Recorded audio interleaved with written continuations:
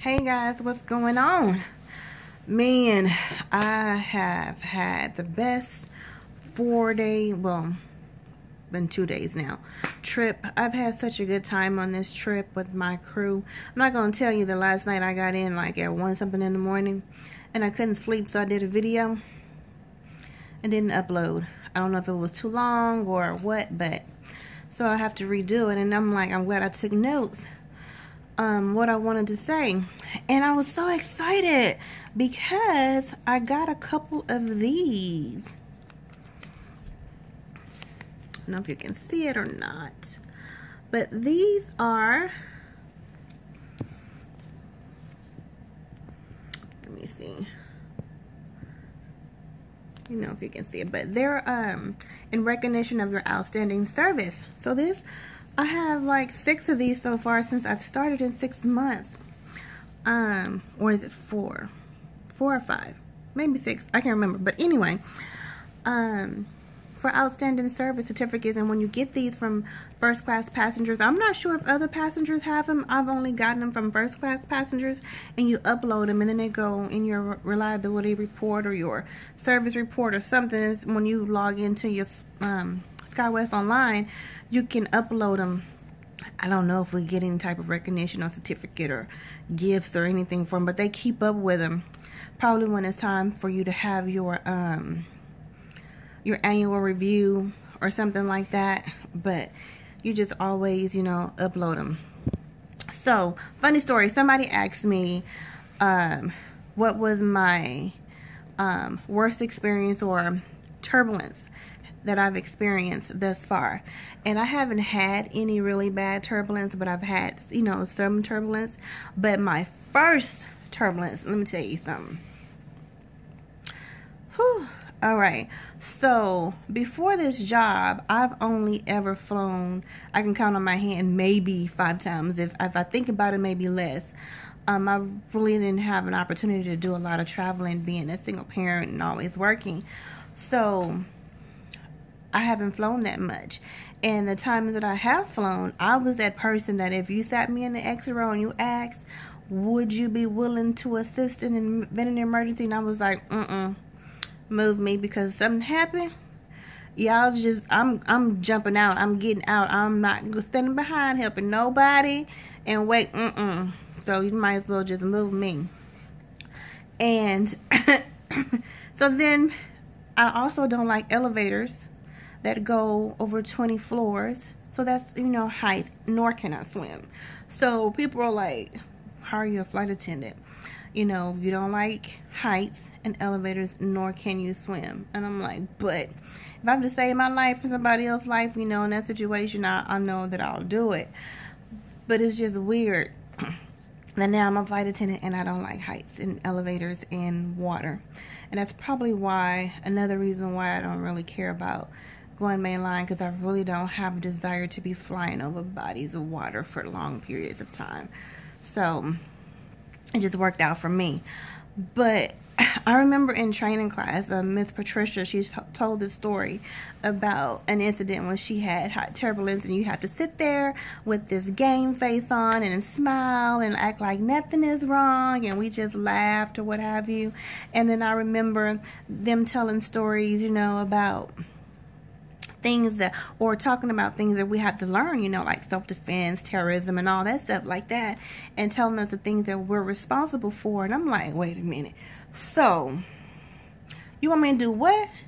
I gotta do what again? I'm like, no, I gotta raise my hand up on that one. So you'll know what I'm talking about when you get to that part in class about all the additional training other than service that we have to provide. I was like, I'm supposed to do what to what? But so one time I was on a flight, and the captain briefed us during our meeting, and he was like, remain seated when we take off, because it's probably gonna be bumpy or what have you. I'm like, oh, okay, cool. So I've had a little turbulence here and there, nothing. I've served, so it wasn't nothing major before. You just bounce around a little bit and you get used to it, right? So one time we went through turbulence so freaking bad. I mean, people were freaking out. And in my head, you know, of course, that thought goes into your head. You can't help it. It's just natural. And I'm just sitting there with this look on my face like this happens all the time. And everybody is like looking over in the aisle, looking at you like, okay, we're going to watch her and see what she going to do. And then if she looks scared, or if she makes a sudden move, or if she's not sure, then we're going to panic. That's the look that they give you. So you just have to stand there. And I'm in my head, I'm thinking one thing, but my face is like, what? It's just turbulence. He said sit down. The seatbelt sign is on. You know, so why y'all looking at me? It was just so funny. And then I was a forward, and I'm looking in the back at the aft, and she's looking at me, and then she go, you know, like, pick up the phone. And then she calls me, and she say, oh my God. And I'm like, yes, I know. And it reminded me of that video. I don't know if you guys have watched that video with Key and Peele. And they did a skit on Comedy Central about turbulence and passengers wanting to go to use the restroom, and you tell them no because the seatbelt sign is on, and you're moving back and forth, and the plane is rocking and back and forth, and people going everywhere, and you just looking at them and going back and forth and looking at them because you're moving. That's what we were doing. It was just like we were just going back and forth, and it was hilarious. You had to be there, I guess. It was funny to me because I know what I was thinking, and looking at my abdomen, we were thinking the same thing, and I was just like, Lord, please don't let this emergency phone ring. That's all I was thinking about, and going over, of course, in my head, the things you're supposed to be going over in your head, you know, while you're sitting in your jump seat anyway. So I was just thinking about all those steps and all those rules and all those things that we're supposed to be reviewing in our head when you're in your jump seat. And so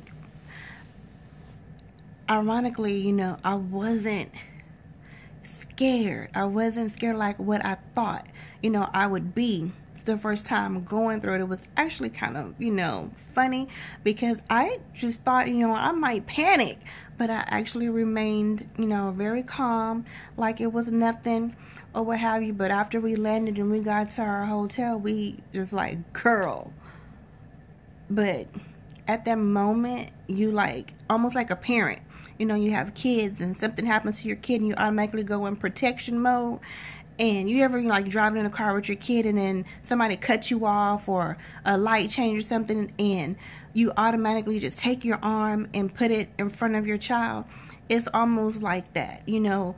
You can't panic because you're the person that's responsible for getting those passengers out or whatever if it's an emergency. And then of course you're thinking about your family and you have kids and you want to get home safely too, so you automatically, you know, go into that mode to where like, okay, this is what I need to do if this happens.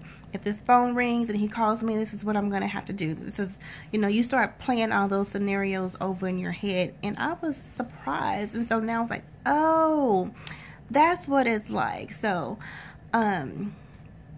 yeah, so it was pretty hilarious to me. And then someone asked me about the difference between regional and mainline, and I've never worked for a mainline other than, you know, only thing that I know about them is that, you know, of course they have longer trips, longer layovers, they pay more money. You know, I think they have unions and or what have you. I think when you're trying to decide on where you want to work and which company you want to work for, that's a decision that can't no one make for you. You have to make the decision that suits you best for you and your family, where you live, if you're married, what does your husband think, you know, what about your kids, and how long you're going to be gone. For me, it was easier for me to decide with the regional because, like I said earlier, I don't want to be over bodies of water for long periods of time. I don't want to be on reserve forever.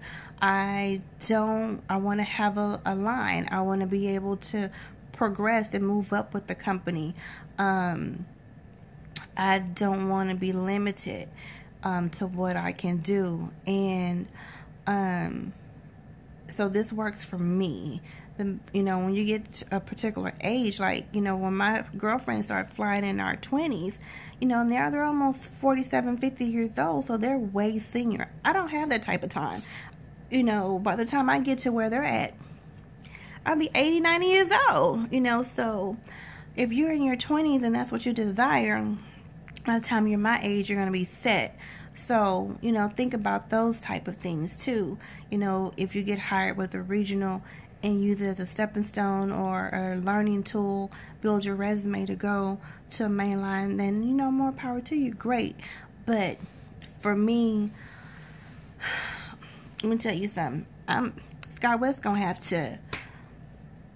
they're going to have to fire me. And even if they try to fire me, I'm going to be like Jennifer Hudson on Dreamgirls. And I am telling you, I am not going nowhere. Y'all seen that meme with that little, that man was on the side of that wing on the tarmac on that plane? That's going to be me. They going to have to come and get me off the side of the wing on the tarmac, because I ain't going nowhere. I'm tired of switching jobs and here to there, whatever. So this is it for me.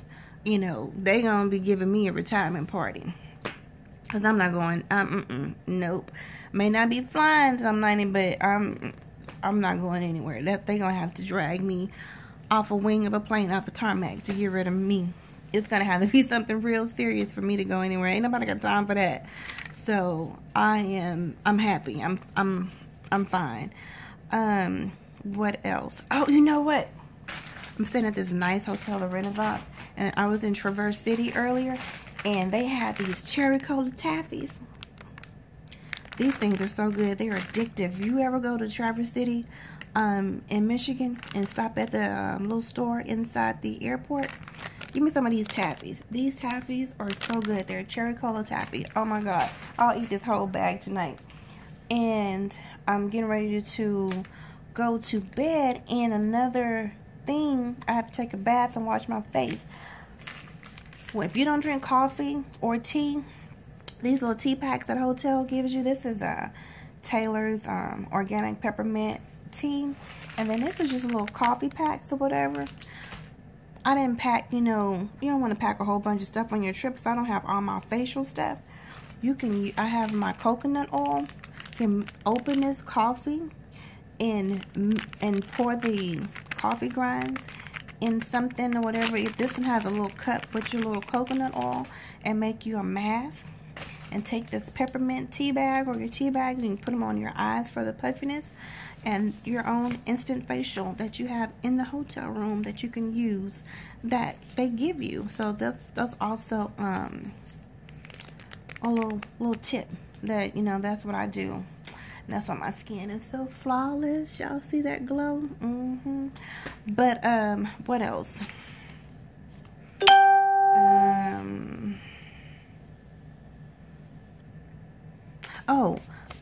Recruiters. Someone asked me, to give them some advice. They were going to an open house and they want to know what recruiters look for. I don't know. I'm not a recruiter. And I applied, with airlines since I was 20-something years old, and got turned down by every airline you can think of, known to man, that's flying. Ones that's still around and ones that's not. So I have no idea what they're looking for. But I did have a girlfriend tell me, who is a recruiter for a major airline, that she saw one of my virtual interviews, and she said, "Oh, you looked real beautiful, but I interviewed too hard." And I was like, what does that mean? And she was like, if it was for a corporate job, it would be great. I was like, so I was too professional? And she just told me, you have a strong personality. You were too, as a matter of fact, you didn't show your personality. And I'm like, what? She probably was right. So when I went to my SkyWest, I tried to be a little bit more bubbly, but I didn't want to go into it not being myself, who I am, because I feel like if you're not coming off genuine, they can see that. I didn't want to be fake. I didn't want to go on Glassdoor and Indeed and read what everybody else said or whatever, and it wasn't coming from me, because I didn't feel like that would be outstudied, and you really can't study for something like that. And I'm like, well, I don't want to be fake. This is who I am. I am, as a matter of fact, I have a authoritative tone and facial expression. That's just how I look.